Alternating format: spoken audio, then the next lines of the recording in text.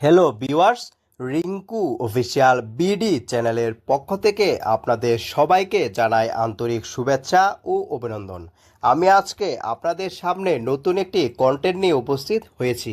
সেটি হচ্ছে আপনারা কিভাবে আপনাদের ইউটিউব চ্যানেল থেকে যে কোনো কন্টেন্ট ডিলিট করবেন।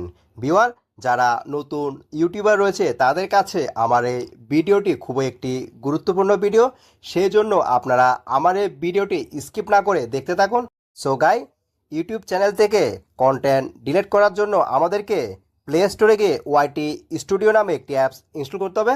সো ফ্রেন্ডস, কথা না বাড়িয়ে আমি চলে যাচ্ছি প্লে স্টোরে এবং প্লে স্টোরে যাওয়ার পর এই অ্যাপসটি ইনস্টল করব। আমি প্লে স্টোরে চলে আসলাম। প্লে স্টোরে আসার পর এই পাশে সার্চ অপশনে টাইপ করব ওয়াইটি স্টুডিও। তারপর এই অ্যাপসটি ইনস্টল করে নেবেন। ভিউয়ার, যারা ইউটিউব চ্যানেলে কন্টেন্ট ক্রিয়েট করেন তাদের কাছে এই অ্যাপসটি অবশ্যই আগে থেকে ইনস্টল করা থাকবে। আর যদি আপনাদের কাছে এই অ্যাপসটি ইনস্টল করা না থাকে তাহলে আপনারা ইনস্টল করে নেবেন। আমি এখন ওপেনে ক্লিক করব। ওপেনে ক্লিক করার পর এই ধরনের একটি ইন্টারফেস চলে আসবে। তারপর আমি কন্টেন্ট অপশনটিতে চলে যাব। কন্টেন্ট অপশনটিতে ক্লিক করার পর এই ধরনের একটি ইন্টারফেস চলে আসবে।